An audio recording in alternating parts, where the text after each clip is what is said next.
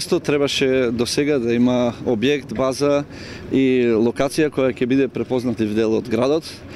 Долги години наназад сведоци сме на голем број на лажни ветувања. Јас случајно во текот на вчерашниот ден прочитав еден извадок од наш локален портал, каде што точно на 18 март 2009 година, значи точно пред скоро 4 години, дадено е ветување дека на ова место ќе се издигне модерна автобуска станица.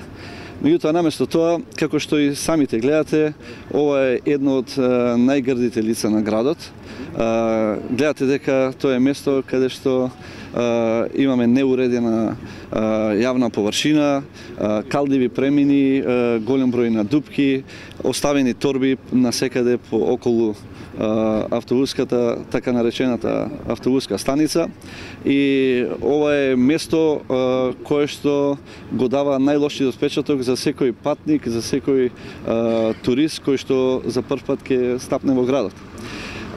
Тоа е уште еден доказ за непосветеноста, негрижата и незаинтересираноста на локалната самоуправа во изминативе години, и реков уште еднаш, тоа е за жал првата лоша импресија која што туристите кога ќе дојдат во Охрид ја стекнуваат со доаѓање на ова автобуска станица. Меѓутоа, мојата намера денес не е да кажувам жалопојки. Мојата намера е да ова грдо лице го промениме и го претвориме во едно убаво лице на градот. Впрочем, и за тоа ние ја бараме довербата од граѓаните и ја преземаме обврската да она што постојано го кажувам, да ја преземаме обврската за неотпочнатите и незавршени работи.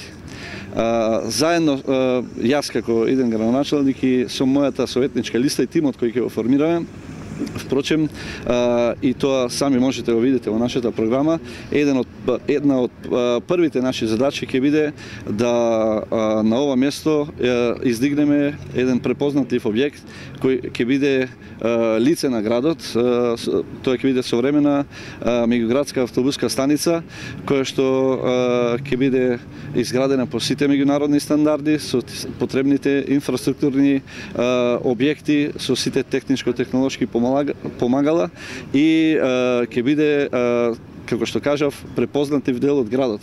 Тоа ќе биде место каде што и туристите и патниците за прв пат кои што доаѓаат во Охрид ќе се среќаваат со една убава слика.